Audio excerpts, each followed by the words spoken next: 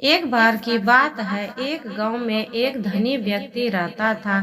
उसके पास पैसे की कोई कमी नहीं थी, लेकिन वह बहुत ज्यादा आलसी था। अपने सारे काम नौकरों से ही करता था और खुद सारे दिन सोता रहता था, अय्याशी करता रहता था।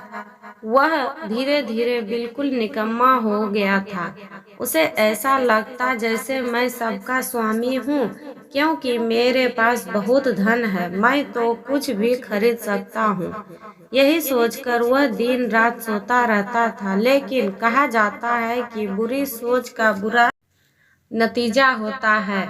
बस यही उस व्यक्ति के साथ हुआ। कुछ सालों उसे ऐसा महसूस हुआ जैसे उसका शरीर पहले से शिथिल होता जा रहा था। उसे हाथ पैर हिलाने में भी तकलीफ होने लगी। यह देखकर वह व्यक्ति बहुत परेशान हुआ। उसके पास बहुत पैसा था। उसने शहर से बड़े बड़े डॉक्टर को बुलाया और खूब पैसा खर्च किया, लेकिन उसका शरीर ठीक नहीं हो पाया। वह बहुत दुखी रहने लगा। एक बार उस गांव में एक साधु गुजर रहे थे। उन्होंने उस व्यक्ति की बीमारी के बारे में सुना, सो उन्होंने सेठ के नौकर से कहा कि वह उसकी बीमारी का इलाज कर सकते हैं। यह सुनकर नौकर सेठ के पास गया और साधु के बारे में सब कुछ बताया।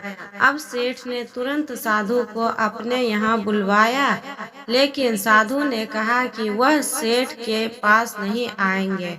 अगर सेठ को ठीक होना है तो वह स्वयं यहाँ चलकर आए। सेठ बहुत परेशान हो गया, क्योंकि वो असहाय था और चल फिर नहीं पाता था। लेकिन जब साधु आने को तैयार नहीं था, तो हिम्मत करके बड़ी मुश्किल से साधु से मिलने पहुँचे, पर साधु वहाँ थे ही नहीं। सेठ दुखी मन से वापस आ गया। अब तो रोजाना का यही नियम हो गया। साधु रोज उसे बुलाते, लेकिन जब सेठ आता तो कोई मिलता ही नहीं था। ऐसे करते करते 3 महीने गुजर गए। अब सेठ को लगने लगा जैसे वह ठीक होता जा रहा है। उसके हाथ पैर धीरे धीरे काम करने लगे हैं। अब सेठ की समझ में सारी बात आ गई कि साधु रोज उससे क्यों नहीं मिलते थे। लगातार 3 महीने चलने से उसका शरीर काफी ठीक हो गया था।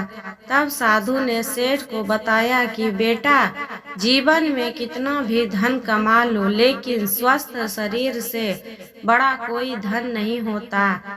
तो मित्रों, यही बात हमारे दैनिक जीवन पर भी लागू होती है। पैसा कितना भी कमा लो, लेकिन स्वस्थ शरीर से बढ़कर कोई पूंजी नहीं होता।